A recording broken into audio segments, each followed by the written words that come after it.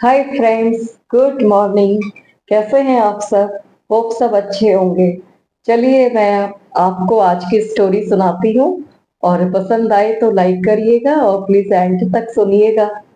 एक जंगल में बंदरों का बड़ा झुंड था। उस जंगल में खाने पीने की कोई कमी नहीं थी, इसलिए सारे बंदर बहुत आराम और संतुष्ट होकर रहते थे।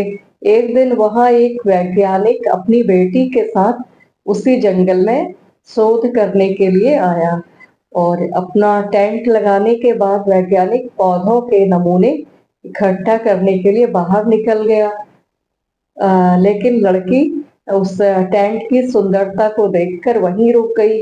उसने पहले जमीन पर एक पुराना कालीन रखा और उस पर एक बिस्तर बिछाया और टेंट के नीचे लालटेन लटकाई और उसके नीचे एक छोटी मेज और एक सफेद बास्केट एक रखा, उसमें एक सेब रखा। वह सेब देखने में बिल्कुल ताजा खूबसूरत लगता था और लेकिन वो प्लास्टिक का सेब था।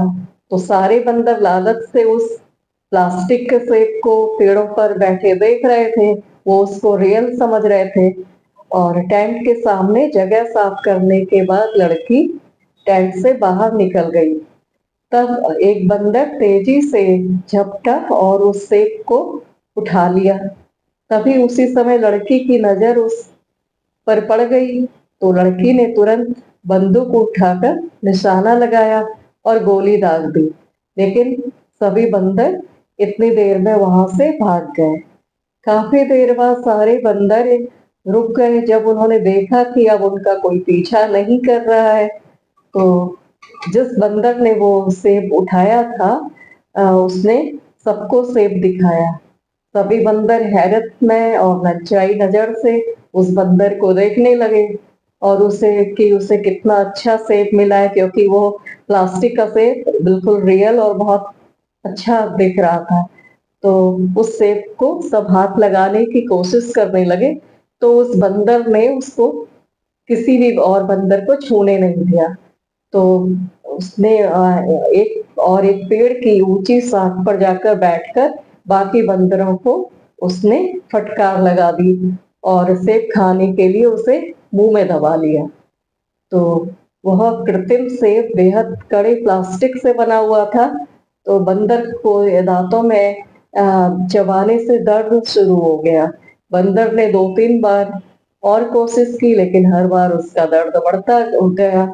उस दिन से उस बंदर ने पेड़ की उसी शाखा पर भूखा रहकर गुजारा। अगले दिन वह पेड़ से नीचे आया। सभी बंदरों ने उसे सम्मान से देखा, क्योंकि उसके हाथ में तो वो सेब था।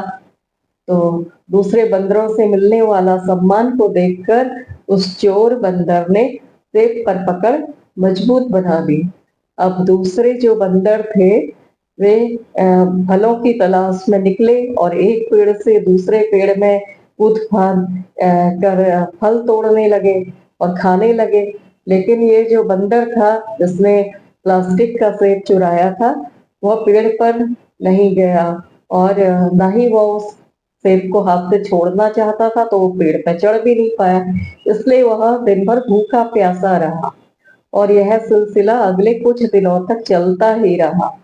हालांकि दूसरे बंदर उसके हाथ में कृत्रिम सेब देखकर उसका सम्मान करते, लेकिन उसे खाने के लिए कुछ भी नहीं देते, क्योंकि वो सोचते इसके पास तो सेब है।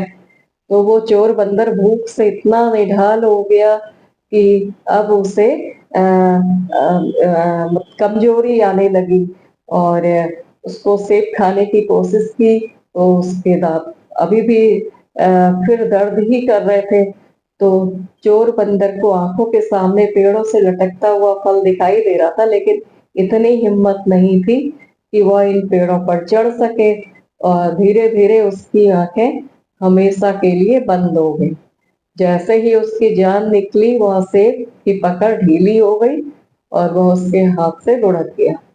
शाम को बाकी बंदर उस मरे हुए बंदर के पास आए और कुछ आंसू बहाए और फिर उसके शरीर को पत्तों से ढक दिया।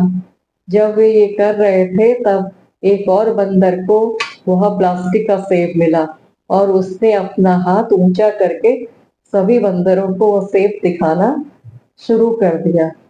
तो इस दुनिया की मिसाल भी इस प्लास्टिक के सेब की तरह है। इससे कुछ भी नहीं मिलता, जबकि इसे देखने वाले प्रेरित होते रहते हैं और दुनिया को हाथ में रखने का दावेदार आखिर में खाली हाथ इस दुनिया से चला जाता है। कोई और आकर उसकी दुनिया पर कब्जा कर लेता है। झूठा दिखावा इंसान को पहले थका देता है और फिर उसको मार डालता है। तो फ्रेंड्स, कैसी लगी ये स्टोरी आपको? और पसंद आई हो तो प्लीज लाइक करिएगा और thanks for watching it till and. Thank you so much.